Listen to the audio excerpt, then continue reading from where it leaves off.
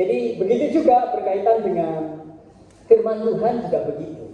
Kalau kita ditugaskan untuk menjadi pelaku firman Tuhan, kalau kita sendiri tidak ngerti tentang firman Tuhan, maka yang dilakukan tentu berbeda. Nah, tentu ini yang dimaksud tali sifat. Paling tidak hari ini yang hadir sudah mengetahui. Tapi bagi yang tidak hadir, mungkin masih berpikir-pikir tali sifat itu apa. Dia akan browsing. Kalau browsing nanti Bapak Ibu Saudara menemukan tali sifat yang untuk membelah kayu. Jadi tali itu panjang sampai sana, terus ada olinya, dikasih cairan hitam gitu, terus ditarik ke sini, terus jepret, gitu, dilepas. Nanti akan nampak garis itu. Kalau browsing di internet nanti nemunya begitu. Tetapi yang dimaksud dari firman Tuhan di kitab Amos ini tentu bukan tali sifat yang ini, tetapi kaitannya dengan tali sifat yang ini. Ya, gitu. Sesuai dengan ayat yang ke-7 bahwa tampak Tuhan berdiri dekat sebuah tembok yang tegak lurus dan di tangannya ada tali sifat. Nah, berbicara dengan hal tali sifat ini adalah tentang nubuatan penglihatan yang disampaikan oleh Allah kepada Amos. Ini kaitannya dengan hukuman yang akan menimpa umat Israel di masa itu. Jadi bagaimana mungkin umat pilihan Allah kok menerima hukuman? Nggak masuk akal. Bagaimana mungkin kalau kita aplikasikan di masa sekarang? Bagaimana mungkin orang percaya Yesus yang sudah mendapat kasih anugerah keselamatan masih bisa celaka atau masih kena musibah? Bagaimana mungkin? Apakah Tuhan tidak menyertai? Apakah janjinya mulai berubah janji Allah? Tentu banyak yang akan terjadi yang kita pikirkan hal ini. Nah, berkaitan dengan penglihatan ini, yaitu bicara tentang dosa-dosa yang dilakukan oleh umat Israel.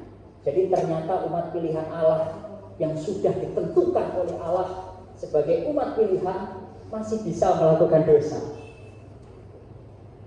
Dan Allah melihat hal itu. Nah, maka dari itu ketika Allah melihat bahwa kehidupan umat Israel kembali lagi kepada dosa-dosa mereka, maka Allah memegang tali sifat. Kalau Bapak Ibu melihat judul perikop di bagian sebelumnya, itu penglihatan pertama tentang belalang, lalu perikop yang kedua, penglihatan kedua tentang api. Ini sebuah hukuman yang akan menimpa umat Israel di masa itu. Dan bicara tentang hukuman di bagian pertama tentang belalang dan tentang api, itu tidak ada toleransi dari Tuhan. Artinya Tuhan melihat bahwa umat Israel melakukan dosa, jadi langsung saja dimusnahkan. Tapi oleh karena Amos berdoa memohon pengampunan kepada Tuhan, maka kedua penglihatan ini tidak jadi dilakukan oleh Tuhan. Tetapi yang ketiga, Tuhan harus tetap lakukan, bahwa Allah kita adalah Allah yang adil. Makanya tema kita adalah keadilan Allah yang ditegakkan. Jadi tetap akan diadili. Nah, dengan perumpamaan sebagai tali sifat atau disimbolkan sebagai tali sifat ini. Ada beberapa penglihatan yang disampaikan Tuhan kepada Amos untuk diteruskan kepada umat Israel atau umat pilihan Allah. Jadi yang pertama itu bicara tentang kehancuran tempat ibadah atau bukit-bukit pengorbanan dan tempat kudus Israel itu akan diruntuhkan. Suatu hal yang tidak masuk akal begitu. Kalau umat pilihan Allah yang sudah dilindungi oleh Tuhan, tetapi malah akan diruntuhkan gedung. Kalau di masa sekarang, wah ya gereja itu adalah gedung ini yang sudah dibangun serapi mungkin, sebaik mungkin oleh karena penyertaan Tuhan. Kita akui itu. Karena penyertaan Tuhan maka gedung ini ada. Karena pertolongan Tuhan gedung ini bisa berdiri kokoh. Bahkan berdiri sampai saat ini. Tetapi ketika melihat di dalam perikop firman Tuhan ini, gedung-gedung bait Allah itu akan diruntuhkan. Kenapa bisa terjadi? Apakah Tuhan tidak ada? Apakah Tuhan sudah mengingkari janjinya? Tentu tidak. Ya. Nah, ini dilakukan oleh Allah karena melihat apa? Kehidupan umat yang ada di dalamnya adalah penuh dengan dosa atau penyimpangan dari firman Tuhan. Nah, ini kadang-kadang yang sering terjadi di tengah-tengah kehidupan orang-orang Kristen. Jadi secara KTP orang Kristen, tapi secara kehidupan di masyarakat itu tidak mencerminkan firman Tuhan. Nah, orang-orang yang demikian tentu tidak luput dari tali sifat yang sudah Allah tunjukkan kepada kita semua hari ini. Ada 3 hal, yaitu yang pertama kehancuran tempat ibadah, lalu yang kedua kematian seorang raja. Orang raja yang dipilih oleh Allah ternyata bisa dimusnahkan oleh Tuhan sendiri karena apa? Karena dosa-dosanya. Bahkan umat Israel pun sebagai umat pilihan Allah yang tidak terkalahkan ternyata tidak luput juga dari penghakiman Allah. Ya. Jadi 3 hal ini tentang kehancuran tempat ibadah, lalu ini Raja Yerobeam pasti mati jika dia tidak bertobat, lalu ini Israel dalam pembuangan. Kalau aplikatifnya dalam kehidupan kita, tentu saya ini sudah kurang apa Tuhan? Saya ibadah itu paling pertama datangnya. Gereja masih tutup aja saya yang buka pintu. Doanya tidak lepas-lepas dari waktu-waktu pekerjaan saya. Sebelum saya bekerja saya berdoa. Sebelum tidur juga saya berdoa. Mau berangkat dari rumah ke sini saya berdoa. Tetapi masalah itu kok nggak selesai-selesai. Banyak orang Kristen yang menanyakan hal itu. Tanyanya juga kepada saya juga pernah ditanyakan. Gimana sih Om, apa saya ini kurang setia? Kok masalah itu nggak habis-habis? Seharusnya kan jangan tanya ke saya, tanya kepada Tuhan. Gitu. Ya, tanya kepada Tuhan. Nah, ketika umat Israel, umat pilihan Allah ini disampaikan melalui kebenaran firman Tuhan bahwa mereka akan mendapat hukuman itu, mereka juga tidak percaya. Gitu. Buktinya apa? Di ayat yang ke-12 dan yang ke-13. Lalu berkatalah Amazia kepada Amos, pelihat, pergilah, nyahlah ke tanah Yehuda, carilah makananmu di sana dan bernubuatlah di sana. Tetapi jangan lagi bernubuat di Betel, sebab inilah tempat kudus raja, inilah bait suci kerajaan. Jadi ternyata Amazia ini adalah seorang imam. Imam tentunya sudah paham bahwa dia tahu dia itu sedang melakukan dosa atau tidak. Dia tahu suara Tuhan seperti apa, dia harusnya tahu. Tetapi ketika Amos ini menyampaikan nubuatan itu bahwa penghakiman akan terjadi atas Israel, dia tidak percaya. Gitu. Bahkan yang menyampaikan nubuatan itu diusir, pergi-pergi. Gak mungkin orang Kristen itu dapat hukuman, tidak mungkin. Dia pergi, ngomong apa kalian? Diusir. Ketika firman Tuhan disampaikan dengan tegas bahwa upah dosa ialah maut, kita menganggap dosa itu hal yang sederhana. Bahkan orang yang menasihati itu, wong kamu aja belum benar kok nasihati saya, diusir. Gitu. Ya. Nah, inilah yang terjadi. Imam Amazia menganggap bahwa tempat kudus raja yang tidak mungkin dirobohkan. Orang ini Tuhan yang mengizinkan gedung ini terjadi, apalagi bait suci kerajaan. Maka si Amos ini diusir. Gitu. Nah, inilah yang terjadi. Nah, tentu firman Tuhan ini mengajarkan buat kita semua sebagai orang-orang Kristen atau sebagai orang percaya, jangan menolak firman Allah. Gitu. Saya tidak mengajar Bapak Ibu Saudara, tapi kita sama-sama belajar. Gitu. Sama-sama belajar, mari jangan pernah menolak firman Allah. Kalau firman Allah katakan jangan dilakukan, maka jangan juga. Gitu. Jangan ada toleransi, baik di dalam diri sendiri ataupun di dalam lingkup keluarga. Berbohong itu hal yang sederhana menurut kita. Gitu. Tapi kebohongan itu, firman Tuhan sampaikan tidak boleh ada kebohongan sebagai umat Tuhan. Bohong itu termasuk kriteria dosa. Tapi orang menganggapnya dosa itu kecil. Kalau berbohong ya dikit-dikit gak apa-apa lah gitu. Kan dikit-dikit gitu. Iya, lama-lama jadi bukit gitu.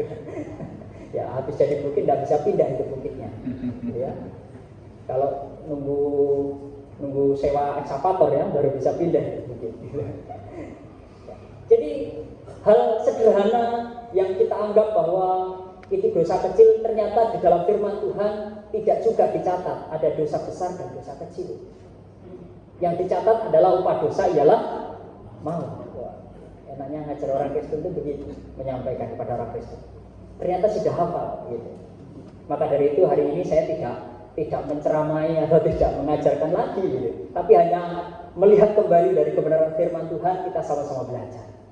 Kalau upah dosa ialah maut, jadi jangan lagi beranggapan bahwa hal ini hanya kecil saja saya lakukan, dosa kecil. Tidak demikian.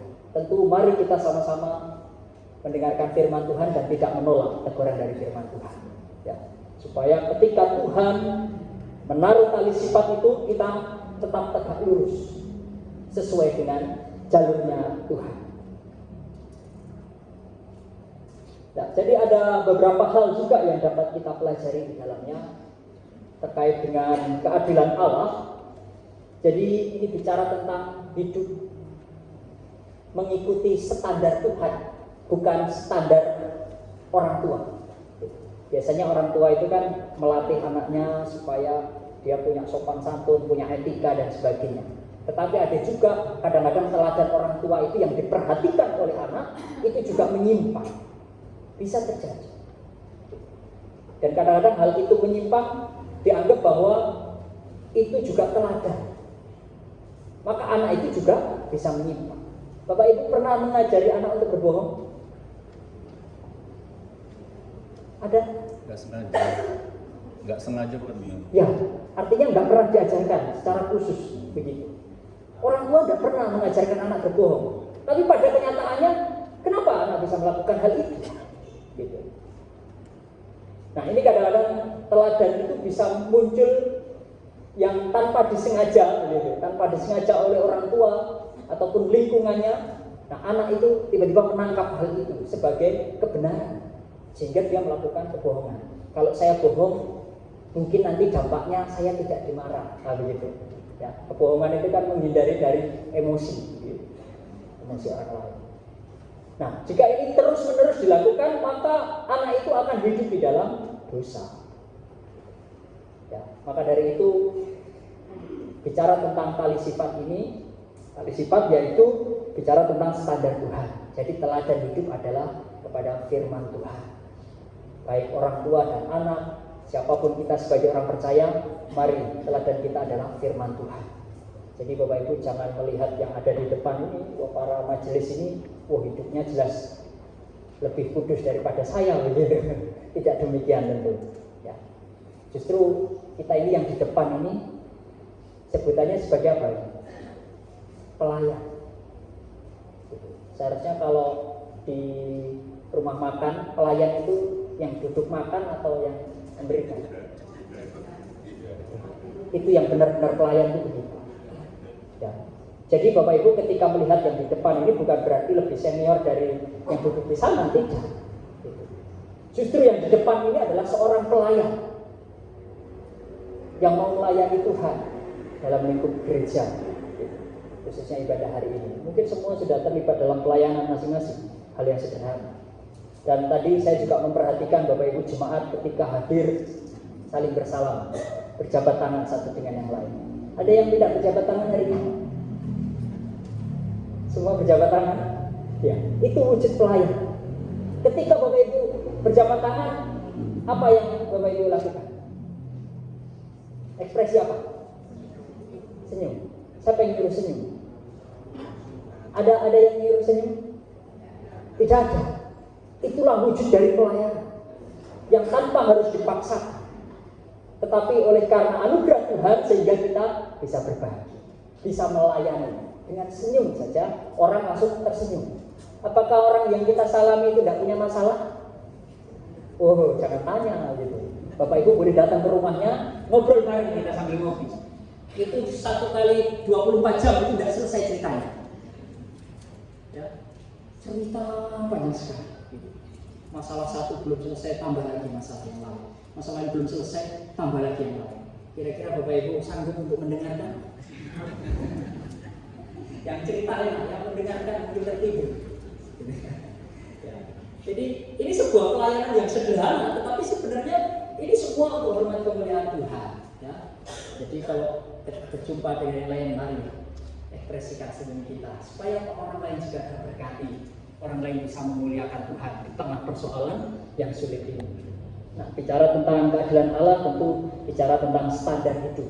Mari kita bersama-sama standar hidup kita sesuai dengan firman Tuhan. Ada 3 hal yang dapat kita pelajari, bahkan sering kita dengar. Tentu ini nggak asing lagi di GKSBS ya. Bicara tentang melayani, bersaksi, bersekutu. Nah, ini sering kali dikumandangkan oleh berbagai gereja yang ada. Tapi kalau bahasa-bahasa gaul yang mungkin orang di luar iman Kristen nggak ngerti, biasanya kita sering menyebutnya dengan kalimat ini. Ini ada diakonia, marturia, koinonia. Ini bahasa-bahasa terlihat gaul, tapi orang lain nggak ngerti. Orang yang belum percaya maksudnya. Orang Kristen juga nggak ngerti bahasa-bahasa ini. Makanya saya coba menyederhanakan supaya kita bersama-sama bisa menjadi pelaku firman Tuhan melalui 3 hal ini. Jadi melayani. Nah, tadi sudah melayani ya satu dengan yang lain. Ketika berjabat tangan itu wujud pelayanan. Nggak usah bicara lagi yang di depan begini, yang pelayanan itu khusus majelis saja. Apalagi yang kunjungan jemaat khusus majelis saja. Pertanyaannya yang mengunjungi majelis siapa? Pendeta. Kalau dikunjungi Tuhan maka berangkat ya. Makanya sebelum dikunjungi Tuhan, mari saling berkunjung. Itu wujud kesaksian ya. Jadi konsep yang selama ini bahwa majelis itu harus kunjungan ke sana kemari, majelis jumlahnya hanya berapa ini di sini? Hanya 8, jemaatnya banyak sekali. Gitu. Harus berkunjungan itu kalau dalam 1 tahun itu mungkin 1 rumah baru sekali ketemu lagi begitu dengan Bapak ini. Gitu. Jadi hal yang tidak mungkin begitu. Kalaupun dikerjakan tidak efektif. Karena firman Tuhan ini bukan berlaku untuk majelis dan pendeta, tetapi untuk semua orang percaya. Mari saling melayani, gitu. Saling mengunjungi satu dengan yang lain, saling memperhatikan. Ya. Tentu di bulan diakonia ini bukan hanya bulannya saja, karena bulan diakonia ini terbatas, gitu ya, secara pengkalenderan. Tetapi diakonia ini harus dilakukan setiap saat, setiap waktu. Di mana Tuhan percayakan kita tinggal, mari kerjakan diakonia itu. Dan tentu tidak terlepas juga dari bersaksi. Jadi Bapak Ibu Saudara jangan hanya berdiakonia, beri saja tapi nggak ngomong apa-apa. Ucapkan kesaksian hidup kita itu juga bisa dari perkataan yang Tuhan anugerahkan untuk kita bicara, sampaikan Yesus adalah Tuhan dan Juru Selamat.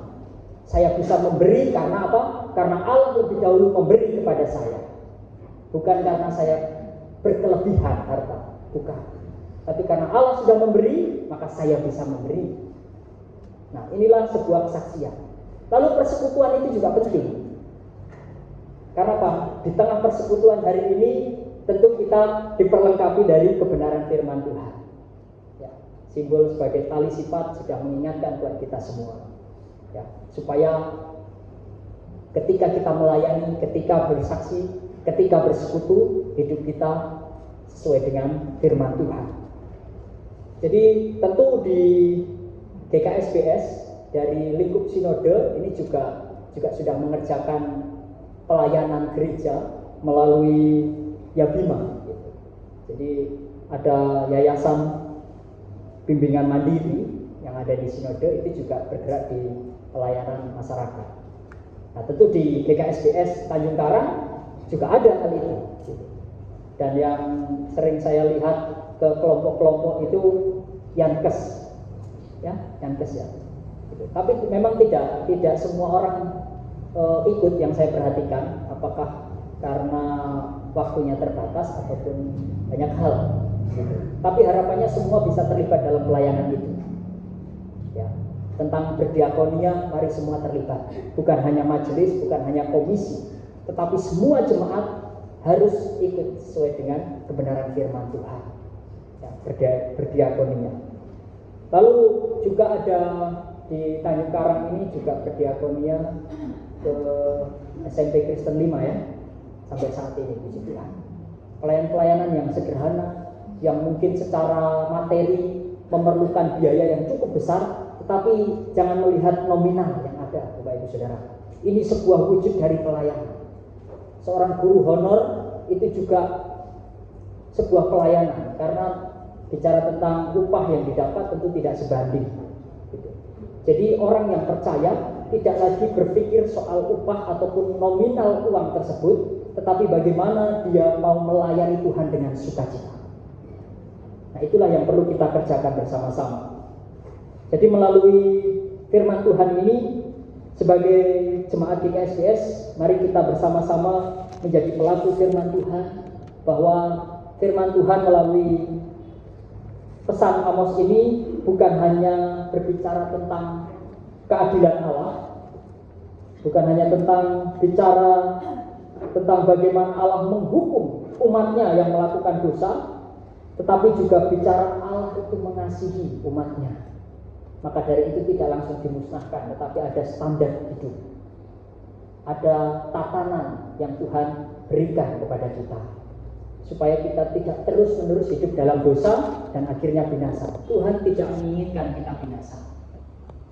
Maka dari itu, ketika kita mulai menyimpang dari kebenaran firman Tuhan, mari kita ingat kebenaran firman Tuhan ini, supaya kita minta ampun kepada Tuhan dari segala dosa, dan hidup kita atau iman kita tetap lurus kepada Tuhan. Amin. Untuk firman Tuhan, kiranya Tuhan memberkati kita. Mari kita mengucap syukur di dalam doa. Terima kasih Tuhan, kami bersyukur untuk kebenaran firman Tuhan yang boleh kami dengar, kami pelajari bersama. Kiranya ini menjadi pedoman hidup kami di tengah kehidupan masyarakat, di lingkup keluarga, bahkan untuk diri kami sendiri. Ajari kami untuk menjadi pelaku-pelaku firman-Mu, dan kiranya kuasa Roh Kudus-Mu yang memberikan hikmat dan kemampuan untuk kami dapat menjadi pelaku-pelaku firman Tuhan.